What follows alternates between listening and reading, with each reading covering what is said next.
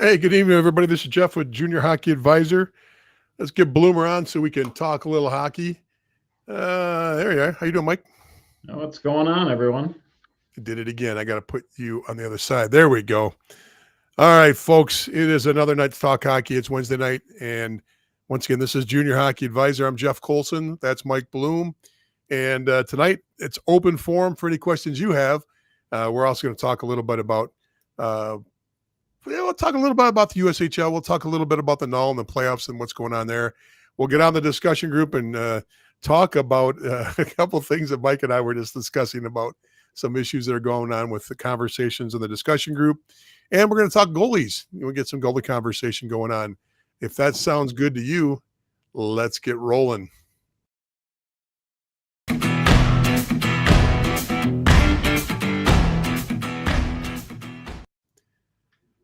Mike, busy week for you. Been on the ice a lot. You've been running around a lot. You ready to get into a conversation, or you got to get your mind right first? You got to do some like Zen stuff or something. As soon as I sit in the saddle here, I'm ready to rip. It doesn't sound right. Sounds like you got an issue eating beans. Why? Think of what you just said. Oh, ready to rip. Yeah, no, it has been busy though. We're getting to the end of the school year for the hockey academy, and some of those skates can really turn into the dog days for a lot of these kids and even us as coaches when all their seasons are over, and we're just trying to keep them on the ice training and coming up with fresh ideas to get them to want to compete and kind of get through those sessions. So we got about tomorrow and then another 2 weeks of it, and it's like, oh my God.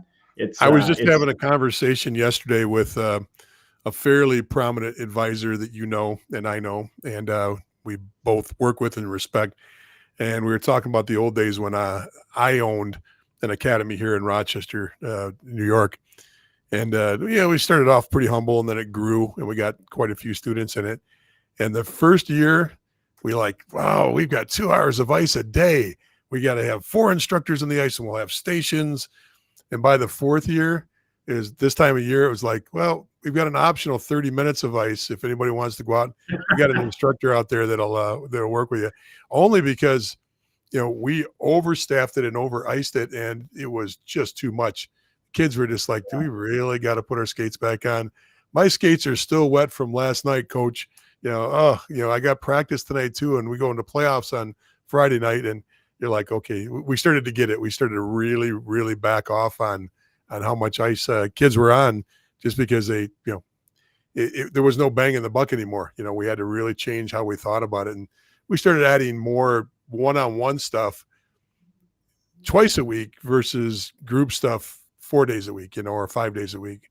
So just, it's one of those things. They get burned out if you try to go, a full 8 months with them, or whatever your academic calendar is there, Yeah, the nice part is now that a lot of the junior teams have finished their seasons, a lot of the kids are back home themselves. So we've been having some NAHL guys coming out, and NCDC and things like that. So NA3 guys. So the U18 AAA guys and the U16 AAA guys that are a part of our school. It's nice for them to have to go against those guys now and kind of get pushed a little bit outside of the normal guys they go against in these different drills. So that's helped, but still, it's like, this is such a long season for them to keep being on the ice, working 4 days a week and whatnot. So yeah, it's a grind. Not even a long season for them. It's a long season for you. It's like getting on the ice every single day. I don't miss the days. I'm only 4 or 5 years removed from doing this, but teaching private lessons and doing an academy, I would go on the ice early in the day with the academy.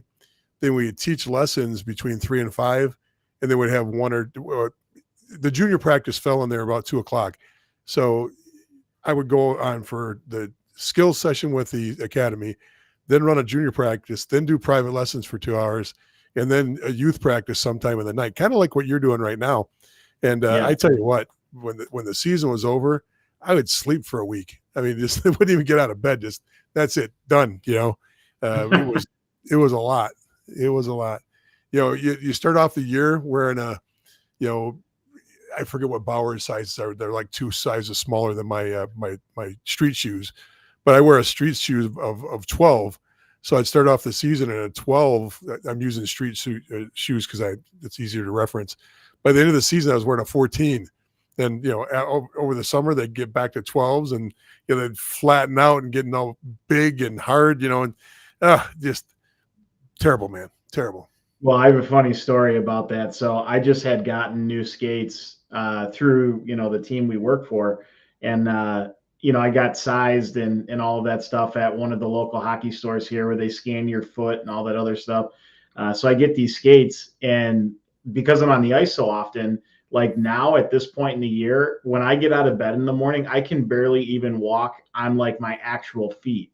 And so I've, figured out that you can go get them bumped out, you can get them stretched, you can get all these different things done. So I'm taking them back and forth to this hockey, Pure Hockey. We don't have any sponsors, but if they ever want to, we'll give them a plug here. But I go to Pure Hockey, and this guy is like working on my skates like for 3 weeks, trying to get these things in a good spot or whatever. And he's like, "Hey, we just got this new technology in where we can scan your foot again, and just kind of see what we're dealing with. Maybe this isn't the right Bauer skate for you." So we go and do it again. And at the sizing and the fit that I'm in that they told me a year ago was fit 2. And now when they do the skate scan and everything, I'm in a fit 3. So the skates that I have, there's nothing they're going to be able to do for them to get them to fit my feet correctly. So the reality is I need to get new skates. And I guess the current Bauer model is more narrow, and that's how they made them. And they've had a ton of complaints and whatnot. So the reality is I got to wait for the newest model of Bauer's to come out, whenever that is, where they've kind of corrected the issue. But my feet are so screwed up now from being in them so often that literally walking around in my shoes or barefoot or whatever is just ridiculously painful. I switched sponsors. Our program was sponsored by Bauer, our sticks, skates, helmets, gloves. And I switched sponsors over to CCM because it was a wider skate for me. I didn't tell anybody that, but that's the whole reason we switched from Bauer to CCM is I couldn't fit in the Bauer skates. They run on very narrow and a very high arch system. And Right. for me, I don't have flat feet, but I have a wider foot. And so we went over to CCM just so I could get skates that would fit me. I wouldn't tell anybody that. So, all right, got a lot of people there. Please say hi. Please tell us who you are. Please check in. Got questions? Feel free to throw the question up so we can jump on the question, and let us know where you're at. It'd be nice to know who's watching and where you're at. Like usual, group's still growing and growing kind of consistently there. So we will jump in. Hey, I want to start off with the conversation we had. For everybody that's listening and watching, it seems like to us from this end, and Mike, please feel free to correct me if I misquote you here, but it seems like to us that we spend a lot of time covering the same topic over and over. And I get it. We were 1,000 people, and now we're getting close to 13,000 people on one platform, or 10,000 people over on another platform. These groups are getting bigger and bigger. But is there a better way for us to actually manage some of these topics that we talk about? I mean, all this stuff is available on YouTube. They're available on our Facebook page, but it doesn't seem to be clicking with a lot of people. Now, I'll give an example. We talk all the time about what league is, where leagues' relevance are, where they fit. We compare leagues to each other. We talk about tier 1 versus tier 2 versus tier 3. We talk about where the BCHL is, and we're talking about these different issues. But it's like 3 days later, the same questions come up again. Is there a better way? Is there anything, throw it in your comments, DM us, let us know what we can do to maybe put information in a different format or a better format that people can start. It's not that we don't want to talk about this stuff. That's all we do is talk about this stuff. We would talk about this stuff 24 hours a day. But I feel some of you might think that we get stuck on like a record that's skipping back. For those of you that are old enough to remember what an LP is or a record, they used to skip times to stay in the one groove. Are we in that situation right now, or do you feel like that? And if so, we're just looking for a way to break out and get information more consistently. Mike, what are your thoughts on that? Yeah, I think it's always something where in my opinion, I think people join our discussion group, and before looking through any of the material or the threads that have happened previous on that page, they join it and then they just jump on and ask their question to the group, hoping for a ton of answers. And they're not realizing that that question was just asked and they could have looked at that thread and kind of got a lot of that information already. So I know just seeing some of the comments that go, like get added to those threads from people who have been members for a long time, they're fatigued by seeing the same question all the time. And they kind of have like a biting remark when they finally comment back and whatnot, which probably isn't helpful to the person asking the question. But at the same time, we're seeing the same questions over and over again. And everybody always wants us or people to be comparing this league versus that league and whatever else. And, we spend a lot of time not only just sharing the information, because the information will show you the answers rather than, my opinion, your opinion, somebody else's, opinion and whatnot. But I also think, I say it a lot, the leagues themselves are tough to compare because there's different situations within a particular organization within a league that makes it different than maybe even like if you're in a great organization for a lesser league that's better than a bad organization at maybe the league higher, like that's a conversation to be had. If you say like, well, this league is better, it may, from a league perspective, be better, but your situation on a particular team within that league may not lead to the same result as all the rest of the teams in that league. So being in a better situation in a different league might be the better option for you. So it comes down to more than just what league is better type of deal. Yeah, and the perfect example for that is if you're playing in the KIJHL out west in Western Canada, or if you're playing in the Ontario area in the Greater Ontario Junior Hockey League, which are both considered lower level. They're below the CJHL. That's perfectly fine. A lot of young players move up, from that league all the way up to the WHL. They move up. I'm talking about the KIJHL. They move into the BC. They move into the AJ, SJ. They play in a lot of those leagues out there. Now, being an 18-year-old in that league is a lot different than being a 20-year-old in that league, or a 17-year-old in that league versus being a 20-year-old. They're two different things. So yes, some of these lower leagues have purpose. You see a lot of development coming out of some of those junior B leagues, and they're designed for younger players to be able to jump right up. And so, there's some great managed and great programs in the Greater Ontario Junior Hockey League. I frequently deal with a couple of them, and I like that league. It just isn't a league that will put a ton of players into the USHL. Occasionally you'll see a kid, and he's usually young, and they'll rarely see a kid go to the NAHL out of that league, because if you're older in that league, it's usually you get passed by the younger players. The younger players will make a move, but the older players don't seem to statistically move as much from that league. But your point's made, Mike, and I believe that you're spot on. You really have to know the leagues and know what you're looking for in each league, and the purpose of the league. Look, everything is so specific to you have to look to cater when you're dealing with junior hockey. Let's just say you're talking about the ascension up from U16s, U15, U16 up. Hey, look, if you go the prep route, that's a specialty in itself, and it's going to take you in a different direction. And then there's choices inside of the prep world on where you go. Do I go to a Culver? Do I go to a Shattuck? Do I go to New England? Do I go to Albany? There's so many different choices of where to play, and they all seem to feature, positives and negatives for players that are trying to ascend up into college hockey. And so when you're looking at this whole thing, you're trying to put it all together, you have to really, and somebody used the phrase, and I've been using this phrase for years, it's about reverse engineering. You got to look at where you want to be, and then back up and say, okay, from there, what was the step right before that? What was the step right before that? So if you're sitting at U15 and you're in Western Canada, or you're playing in Arizona, and you're like, what do I have to do? Where should I go next? Before I do that, I would go all the way to the very top, not in the D1 ranks or the D3 ranks, and figure out where kids are going to get there. Do you have a favorite school or favorite college? Look at that favorite college and figure out where their roster came from. then step back and say, okay, it seems like they get a lot of players from this league. Okay, look at those players and see where they were before they went to that junior league.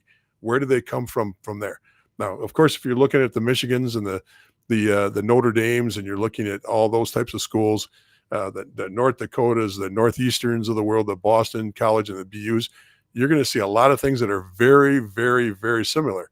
And that'll be the National Development Program, because national development kids tend to go to the major schools, with little exception. You very rarely see them not at one of the big schools and playing for one of the big time programs. So I know I went off a little bit there. Mike, got anything to add to that before we jump into a couple comments and questions? No, let's jump in and let's talk with the viewers.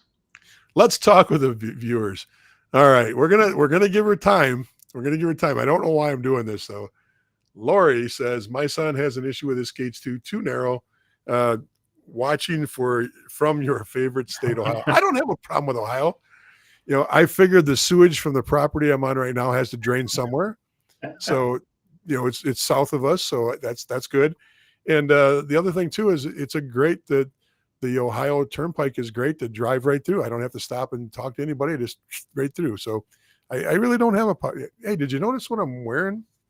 Can you see the I see the Michigan and the Jumpman.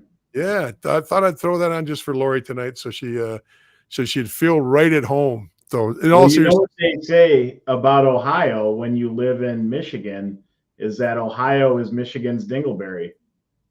Wow. Now see, I don't have a button to edit anything you say. I don't have that little. Okay, let's see what Dave's did. Dave's been hot lately. Let's see what he's got. A lot of this information is on the guides, but I don't think people are aware of the guides, and they need to be promoted better. So the guides are real simple. You go to our Facebook discussion page up at the top, it says guides. You click on guides, and it's got a lot of the topics broken down for you, so you can do that. And we update it quarterly. It's not like it gets updated every week. There is some effort into cutting everything up and put them in the guide area, but most of our topics are covered in the guide stuff, except for the last few months. Dave wants to host the show now. Says the better question should be, what league is best for my player and goals? People forget that sometimes making a higher league means riding the bench or a healthy scratch. Players don't get better by not playing. I agree to that to an extent, but you go to college, you're going to sit the bench if you're a freshman in 90% of the situations, unless you're coming out of the National Development Program and you're going to be a first-round draft pick. All players, and I can't honestly even say that if you look at the players that on the team that Mike and I represent, there's a lot of kids that their first year in the program, they are now carrying the team.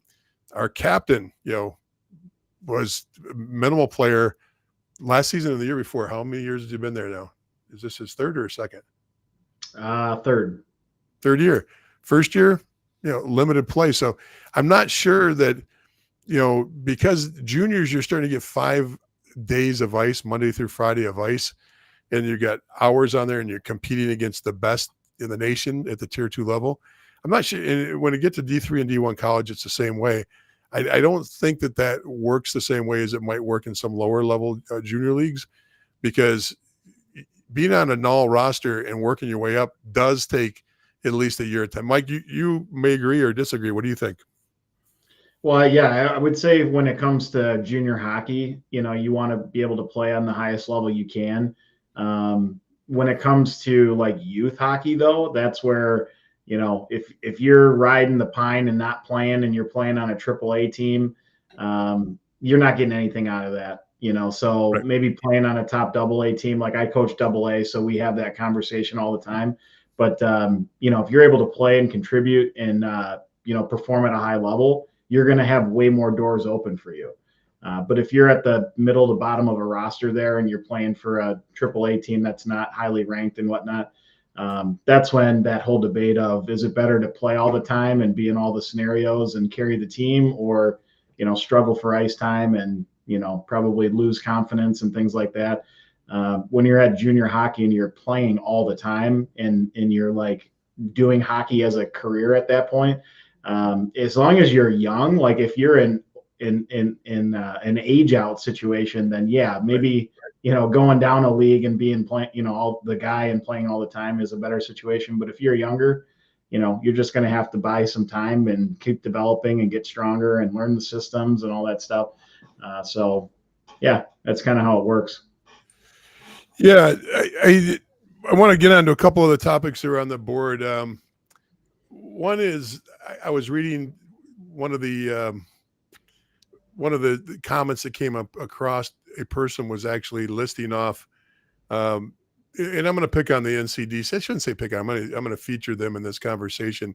The conversation in the group was about how many commitments different leagues put in. Somebody posted, there's a guy out there that posts D1 commits and he breaks it down from where they came from, and it's fairly accurate. It gets it off of the USC, not the USC CHO, the College Hockey Inc. site. The only problem with that is they're counting them after they get to college, and so they're counting the freshmen there and the sophomores there and the juniors there, which is fine. There's nothing wrong with looking at that list, but I just want people to understand that when you look at a list of where players committed from, it doesn't necessarily give you a true picture of things. For example, the NCDC has a list of where players, where their commitment list, and that commitment list shows players, and I'm going to pull that up. I'm just going to show everybody what I'm looking at here if I can. Let's go share screen. Let's jump on that one. Throw that up. So I'm looking at this list. Is that coming up, Mike? Yeah, you're good. Okay. So this is the list that was posted on our site, and this is the NCDC 23-24 level commits. Okay. And right off the bat, they're one of the few that does this for a quote unquote tier 2 league. You can see that it's D3, D3, D3, D3, D3, D3. And then the D1s listed here, there's a few. Now, what's interesting in this is the whole year for them. If you look at this list, they've got D1, 1, 2, and then they've got 3, 4, 5, 6, 7. And I'm just doing a quick count, 8, 9, 10, 11, 12, 13, 14, 15, 16, 17. So we're already at 17, and we'll see where we get to. So we're at 17 there. Let's just go over and jump to, and while I'm doing it, I'm going to change this back to here. Hey, look at that. That's really cool. I'm going to jump over and open another screen up, and I'm going to look at the College Hockey Inc. and see what College Hockey Inc. has them listed for, because I think you're going to see that number is going to be different. And what I mean by different, I think it's going to be less. And what do you see on your screen right now, Mike? I see you and I, and then still the last list that you pulled up from the NCDC site. Okay, so I'll get rid of that list there, just you and I, and then I'll open that up again. And then I'll go to college commitments. There we go. Okay, so if I go to this list, this is College Hockey Inc. You go into commitments. It shows you everything right here. Now, what's interesting about this is I can go to current team, and I can pull up as soon as it catches up to me. I got spinnies going on right now, which is bad. The only way I can do it is if it sorts for me. And right now it doesn't want to sort. So let me see if I can reboot this real quick and get it to sort for us. Okay, there we go. So now I've got it, current team. You see USA Hockey's development program. That's all those USAs. Then it goes right into the USHL and list them all. All these teams are on the left-hand side of the column, and these are the commitments. Are no longer by date, they're by league and by team. So once I get through the USHL, you're going to see I'm going to jump right into the NAHL, the North American Hockey League, because that's the second largest contributor here. And then I'll go from the NAHL into, pretty soon here, I'll get into the BCHL. And I'm still looking for the league, and I'll get to it eventually here. It's BCHL, and still in BCHL. And then I think I'll jump into getting close to the end here. Okay, now I'm into the AJ, which is the next biggest contributor, and then it won't go long until I start getting into the both the Saskatchewan and Manitoba. So I'm looking for Buffalo Junior Sabres are the OJHL. Still looking for a team to start off my list of players in the NCDC. Okay, right there it is, the Islanders. So if I start right with the Islanders there and count down 1, 2, 3, 4, 5, 6, 7, 8, 9, 10. Oh, no, it doesn't. It's 8. Okay, can you see that, Mike? Yep. From the Islanders down to South Shore. So it's Islanders is first. 1, 2, 3, 4, 5, 6, 7, 8. They've only got 8, and then it starts going into Culver, and then you see the prep schools, then it goes into U18. So why is that important, and why am I showing you that? Well, what was that other list? What did it say on that other list? It said, 17 plus kids? Yeah. That were committed? Okay. But the official list is 8. So what is the magic that they're using there, and why is that an incorrect list? Because there were kids that were committed before they played in that league that they're taking credit for as if they committed from playing in the NCDC, not committing when they were playing AAA elsewhere, in some cases juniors elsewhere. Yeah, and I'm picking on the NCDC. They're not the only league that does this. Okay, this happens in many, many leagues out there. This was just one that was open today, and there was posted as, oh, see, look at all their commitments. Okay, let's back up a little bit there and actually look at where those kids were committed at. Most of those kids were prep kids. Most of those kids were prep kids that played a year or two of prep, then jumped into the NCDC. It's most of those kids are East Coast kids, and they're committed to a D1 school on the East Coast, and they want to stay home. They don't want to go out to Texas, or they don't want to go out to Michigan, or they don't want to go anywhere else to play in another league. They want to stay close to home. They've already got their commitment. And so that's how that works. And that's why, or they got a coach at one of the Division I programs and say, hey, we want to watch you stay local so we can watch you play more. Okay. I've had players like that. I've had coaches ask players that I've coached before if they'll stay at local when they played juniors. In fact, I've had kids on my team that are playing on my team because when they committed to the D1 program, they wanted him to play in the league that kept him close where they could watch him more. So that's perfectly fine. But that number, that league has got a habit of doing that, like others do too. This is not just one. For example, during the pandemic, they ran the bubble down there, which was very unique and was very effective. They ran a bubble down in Florida where they had a resort. Basically, they took over the resort. All the teams stayed in one area, and they played their league down there, and they continued through during the pandemic. Well, what was interesting was when the NHL draft came around, all of a sudden the NCDC is proclaiming that they've got 3 or 4 NHL draft picks. It's like, holy smokes, how the hell did that happen? Well, what it was is they had prep kids that their prep school program completely shut down, and they jumped to the NCDC for 3 or 4, 10 games. All of them were very, very short handful of games, but they'd jump down and play in that bubble for the month or the month and a half that they could, and they got games in. So did the NCDC actually have kids long enough to develop them that they get credit for them? Absolutely not. But they took the credit for it. So I don't agree with any league doing this. I think this is something that all leagues have a problem with. What do you think, Mike? Yeah, I think where that really comes in handy to know is when you're a player and you're trying to compare leagues of where should I go? Is the NA better than the NCDC? Like, what should I do? If you don't have a Division I or Division III commitment, you really need to know if I go into the NCDC and they commit, 10 kids to D1 or less, well, that might not help me become a Division I hockey player if I go and play in that league, unless I go there for a year and then I go to the NAHL, or I am able to kind of advance out of that league somewhere else. If I've got more time to, play in that league for a year and get better and stronger and advance out, well, then D1 becomes more of an opportunity for me.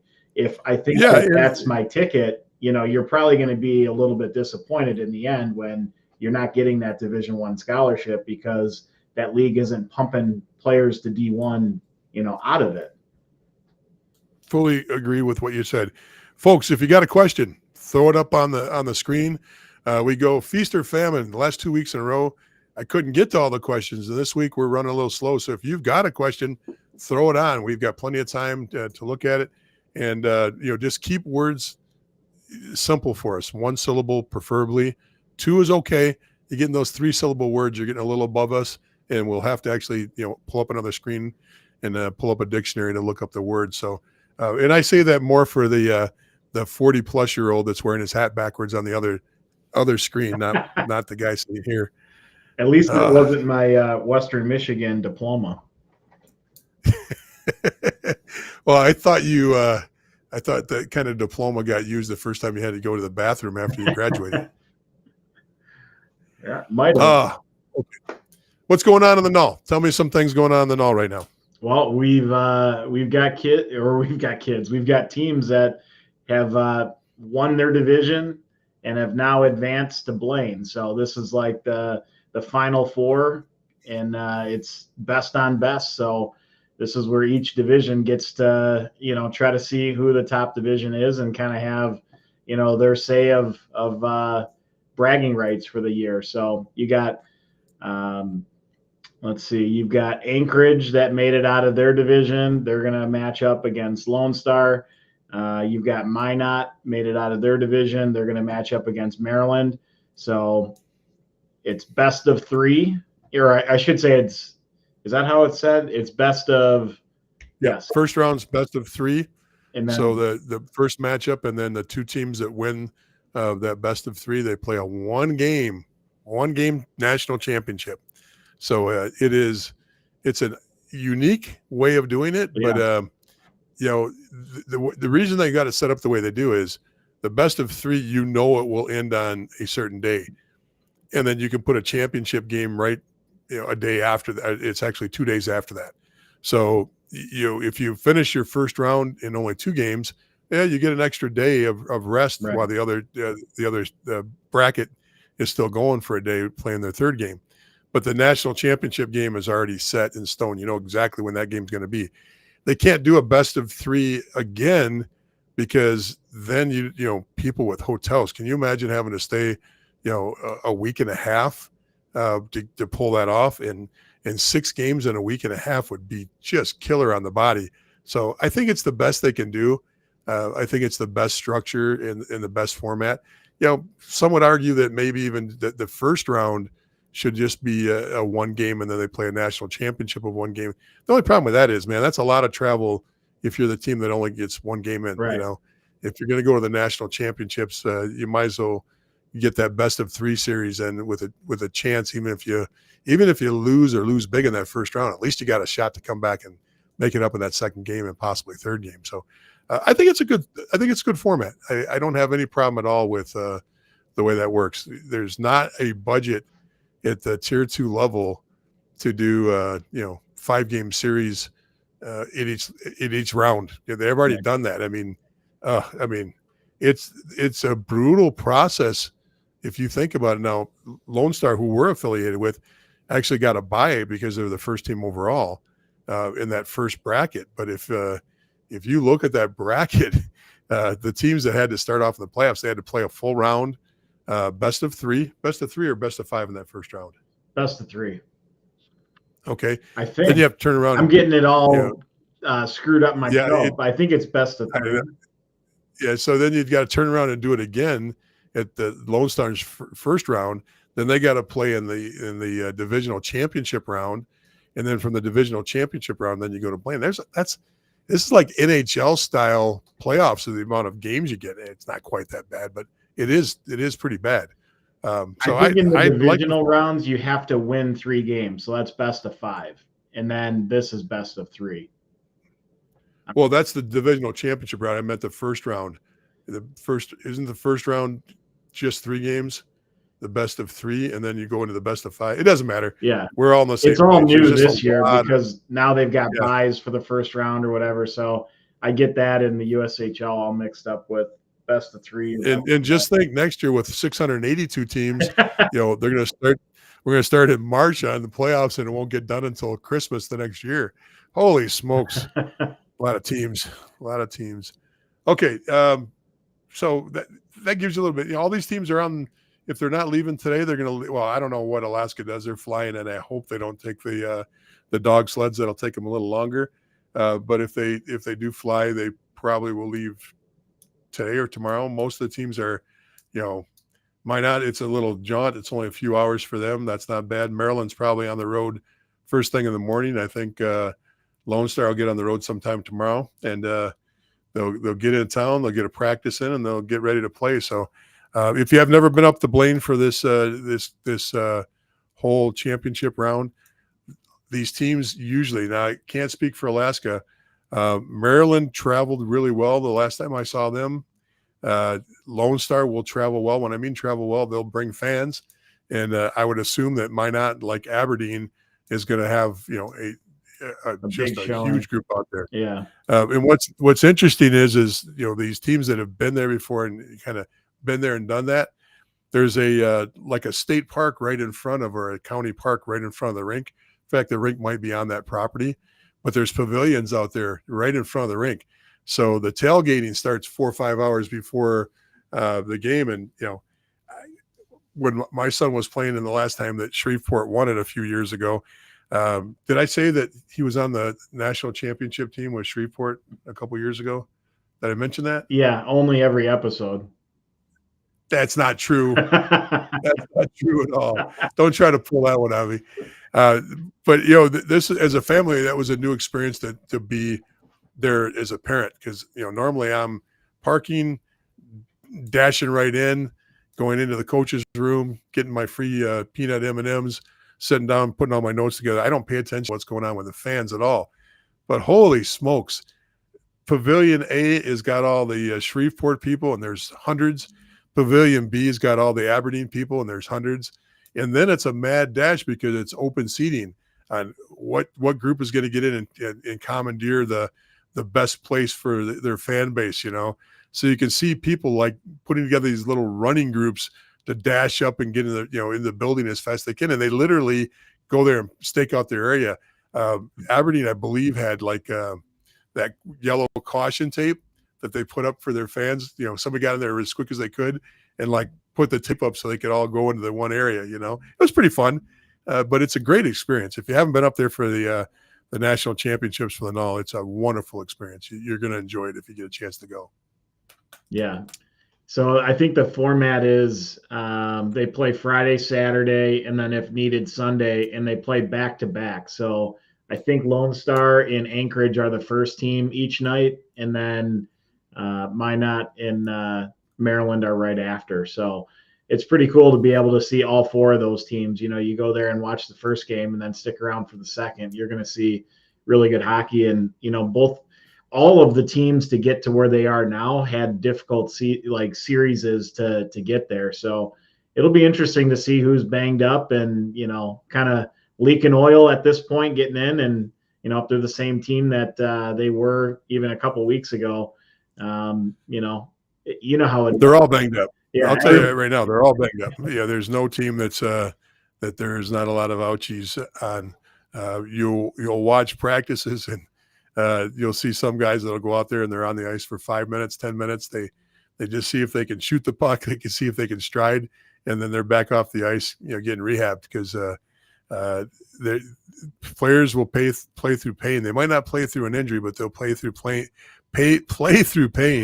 And you'll see it there. There's guys that are running purely on adrenaline, and that's the part that's really, really just fascinating about our sport in general. But you'll definitely see banged up teams. This is duct tape time of year. Yeah, coaches are trying to do everything they can to keep things together and keep things as normal as possible. And it gets tough. It gets tough this time of year. I'd like to kind of for those who aren't as into the know of the NA, like every division kind of has like its own like uniqueness about it. And, a lot of people know the South Division and, being a little bit heavier and more physical and things like that.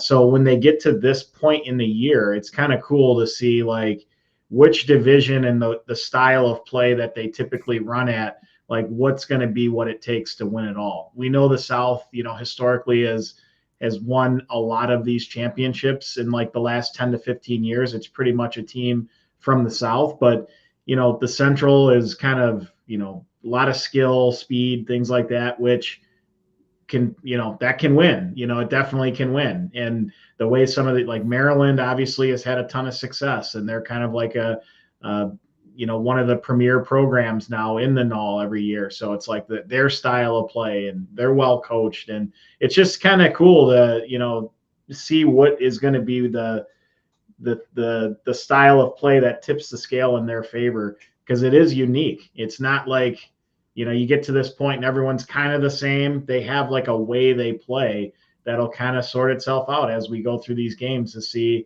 who got it right. Yeah, everything you say is true, and I'll throw something else on there.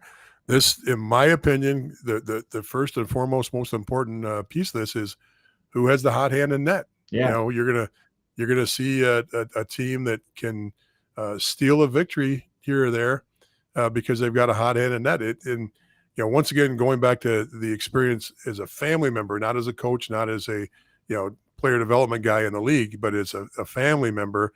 When we went through this, the Shreveport's second string goalie got into a game for whatever reason early in the playoffs, and he was playing ahead of a guy that was an NHL draft pick, but he got a hot hand, and they never pulled him out. He played all the way through, and that's how hockey works. You'd think they would have went back to a guy that's got this huge potential, and I'm talking potential that the first time up for the showcase in Blaine in the fall, they packed the biggest arena at Blaine just to see the kid. And when I say packed, every program had, every NHL program had 3-4 people there watching the game. You couldn't find a place to sit to watch this kid play, but he didn't play in the playoffs because the other goalie got hotter. Yeah. And the other goalie didn't have the same resume. So this is goaltending is extremely important this time of year, and you're not going to win it with a goalie that's not hot. So one or two of these goalies are going to stand on their heads, and that's probably what's going to get them to the championship.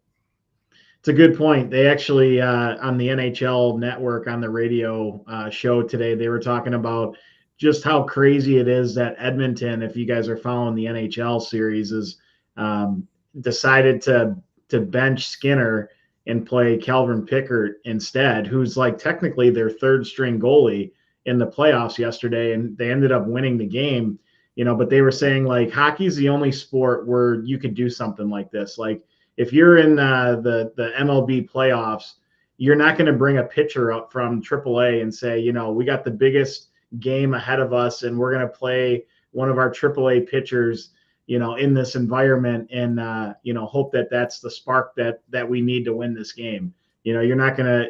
I don't follow the NBA, but they use the NBA as an example, and they're like, you're not gonna bring a point guard up from the G League and say, we're gonna put the ball in your hands the whole game, to try to help us win this game. Like hockey's literally the only sport. You're not gonna take your third string quarterback and bench your starting quarterback in the playoffs to let this guy, have a hot arm or something and go through. But for whatever reason in hockey, we're willing to throw a potential hot goalie into the mix that, may not have been playing for the last couple months. And there's been a ton of success in it. And you're right. Like a hot goaltender is going to take you to the championship for sure.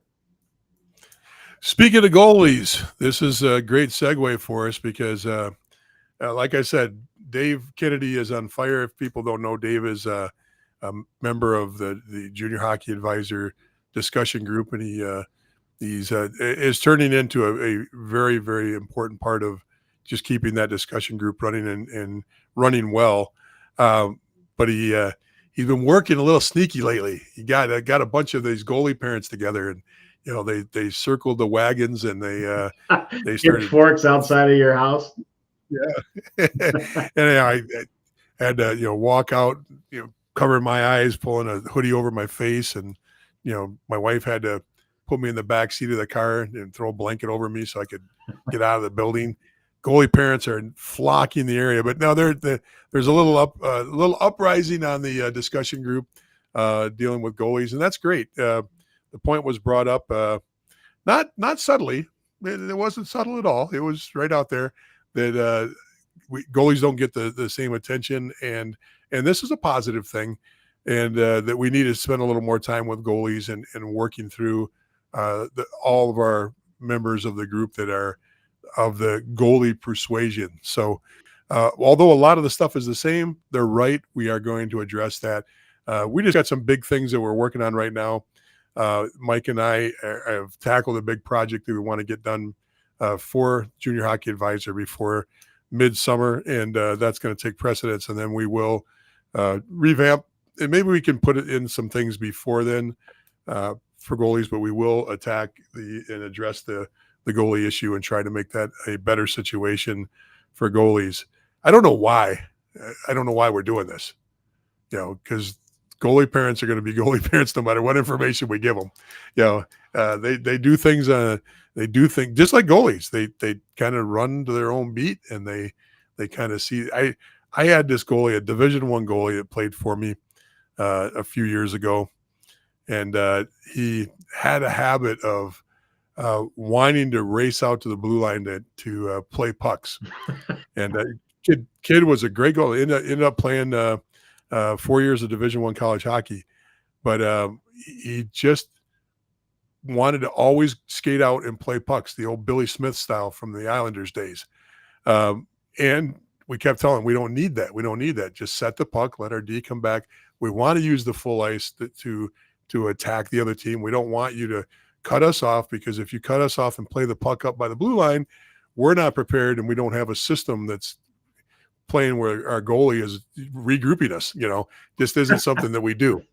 And so he does it in the first period, and I, when things are quiet, I yell out on the ice, say, just let the puck go, set the puck behind the net, and let us take care of it from there. And he just nods and does it again. Then he does it again. So between periods, I try to talk to him, and he skates over the bench, drinks his water, and I'm like, I thought I was having a conversation with him. He was so focused in, he just drank his water and skated to the locker room. And I'm going nuts. Like, I'm talking to you, So my assistant coaches, pulled him aside, and he goes, who was talking to me? He just so focused on what he was doing that he couldn't hear me. He heard me in the locker room, though. I think he might have got the hint when we finally got in there. But goalies are goalies. What are you gonna say? I was gonna say, when you were doing all that talking to him and he wasn't listening, I thought you were talking about your wife for a second, or any of your kids, because I think they do the same thing to you, don't they? Why? Why do you have to bring that up? Why do you have to bring my personal life into this? Well, I know there's a lot of people in your life that don't listen to you, so I'm probably on that list also. You're probably the biggest offender of that, not anybody else. Now, I think the water bottle that was about 3 inches above his forehead when it exploded above his head in the locker room may have been the thing that got his final attention. And I'm not one of those coaches that goes in and throws things or kicks over trash cans or knocks sticks over, breaks sticks or anything like that. And I'm fairly calm in most situations, but that water bottle slipped very fast out of my hands. I apologize now. I feel great shame for that. You're a goalie abuser. Oh, okay. What else we got to talk about? We've been going for 50 minutes now. Well, questions are not coming in. We got the USHL is going on right now. You got Fargo going against Dubuque. I think the series is 2-0 Fargo. They've kind of had their way so far. They sure have. That's a best of 5. So I think that I think they were in Fargo, so now everything goes back to Dubuque. So we'll see if they're able to fight their way out. But two, again, perennial top USHL teams, great coaches, great GMs at both of those places. So, if you're watching that series, I saw some of the recaps, and it's like the level of like plays that these kids are making is unreal. Like, even if you go, I think on the USHL, they do like a quick recap of like the goals scored and things like that. I mean, some of the goals that are scored are unbelievable. It's, that's good hockey, especially when you get to the 2 best teams in the league. I would recommend you go watch, but I don't think you're going to get into either one of those buildings at this point. Oh, they're packed. They are packed. Yeah, they're just, so it's a little bit more difficult to get in there unless you you've got a connection or you try to get tickets online and they sell you some. But if you're in the area to see that the USHL final championship games, unbelievable experience. It's right up there, possibly even better than going to the Minnesota high school championships, because it's unbelievable. The NAHL is great. I'm a firm believer in the NAHL. The USHL is the USHL because of all the components. It's the ownership groups, it's the coaching level, it's the players and the talent there, and it's their fan base and the cities they're working with, because it's electric. I mean, their fan bases are extremely deep in both those cities, and it's just an unbelievable experience. You see in the NAHL, you could possibly go into a restaurant that a team frequents, and I'll use the example with Johnstown down in Pennsylvania, where Slapshot was filmed. There's a couple restaurants that the team frequents, the players and the team frequent. And so when you walk in the door, when the players walk in the door, the waiters, the bartenders, the management, the servers, they all, hey, how you doing? We got a table for you guys over there, that kind of thing. When you play for Dubuque or you play for anybody that's in the elite echelon of the USHL, half the town, the businesses are like that. You can be at the car wash there and they'll recognize you. So it's the closest thing to being a pro, and probably better than a lot of the minor league pros, the AHL teams, because some of these cities, it's the only major sport they've got. Right. Where you look at AHL teams, there's multiple choices. Philly, it's Philly. If you know what I mean. I think I got the point. Do you understand what I'm saying? Absolutely. Does that make sense? Yep. Okay, good. Sometimes I don't know, because we don't get a lot of questions coming in, but we did get one coming in. Okay, hang on. We'll go to this one first. No, Frank. No. That's all I'm going to say. Frank, we haven't seen you in a while. Glad to see you back, or you've just been quiet lately, but don't come on with that take. That's we don't need more. It's supposed to be a pyramid. The NAHL has done enough damage with expansion right now. Let's not tempt the USHL. I truly don't believe that they need more teams. It's a great product because the best of the best of the best are there, and you start adding teams, and I think you don't get that same feeling. So, oh, he's going to come back and throw it at me. Okay, tell me to quiet up there. Okay. All right, let's get to Nancy. Nancy says, read this one. You read this. Well, this one's too long for me. And it's got big words, so I guess I have to read it. Not sure if it can be asked, but curious, as it's been mentioned to my son, 2006. If he signed up for a pre-draft camp with one team, he cannot attend another team's pre-draft camp.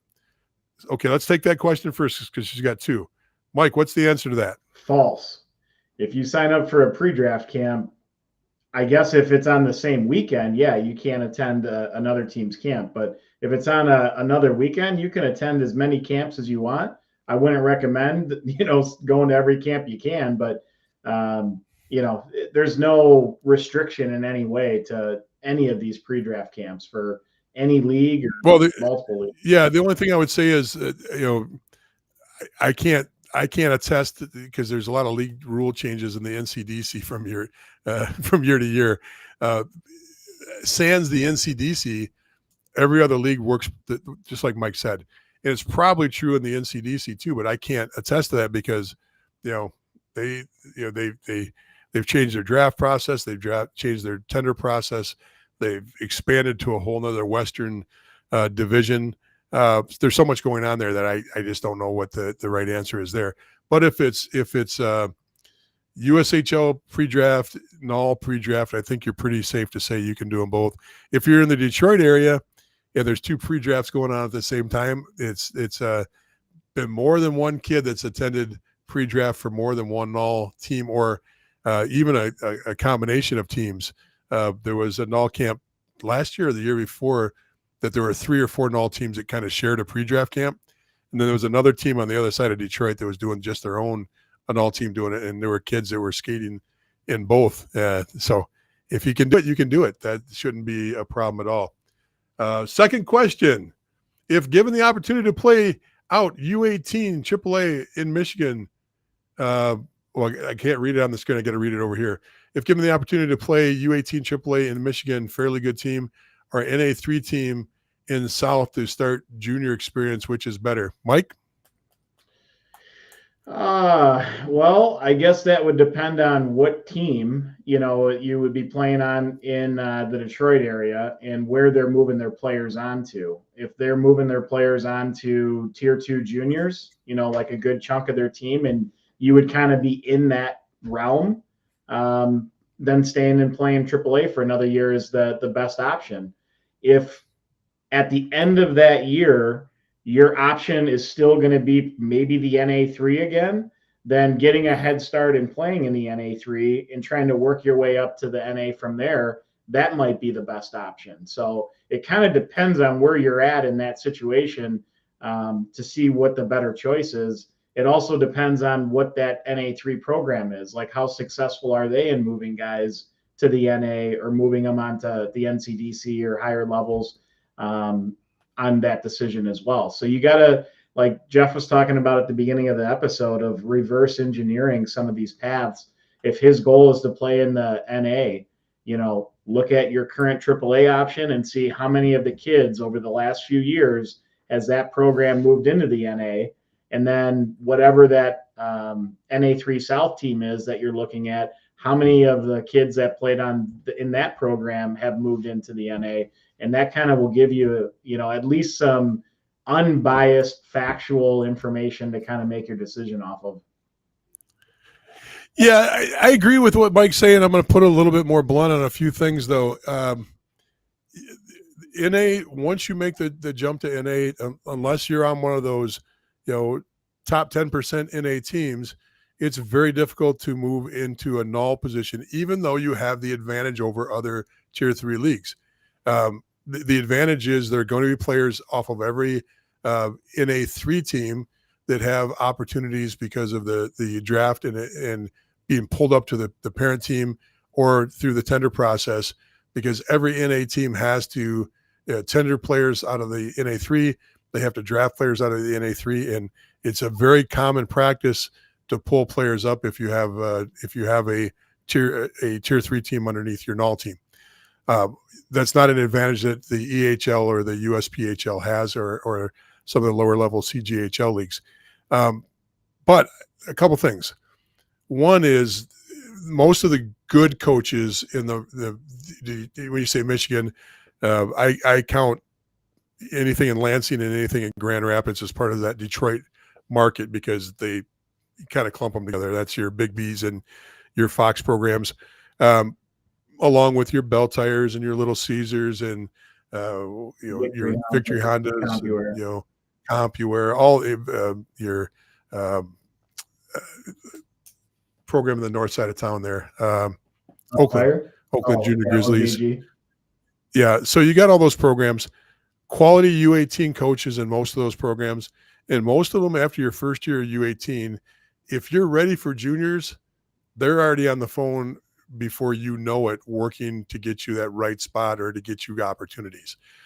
I don't know of any. I talked to all these guys. Well, not all of them. I talked to most of the guys out of that market that are U18 coaches, and between Mike and I, I'm sure we cover them all. These guys are there trying to promote players and get them to the next level. So they're going to come and pull you aside and say, hey, yeah, you can stay here, but why? Why would you stay next year?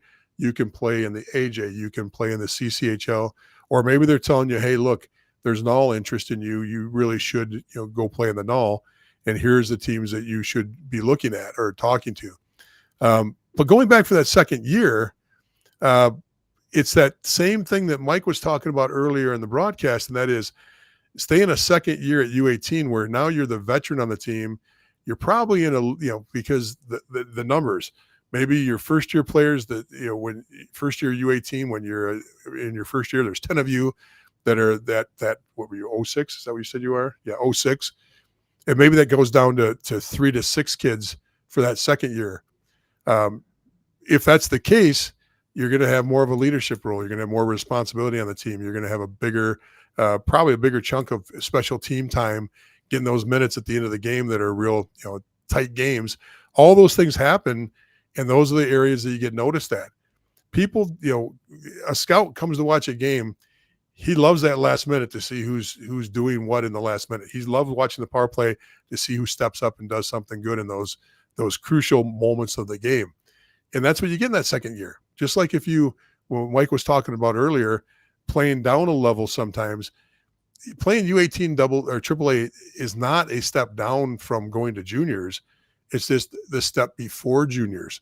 So if you can take advantage of that second year, I'd talk to your coach and just say, hey, what do you think? Look at Mike's point about what your program does year after year after year is so important. If you're in a program at U18 where the coach is just out to lunch and is not putting any effort into getting you guys to the next level, maybe it is time to move on.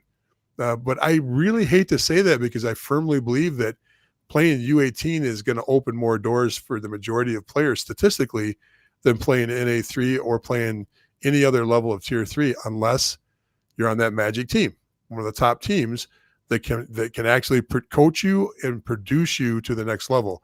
And that's just rare in any tier 3 level.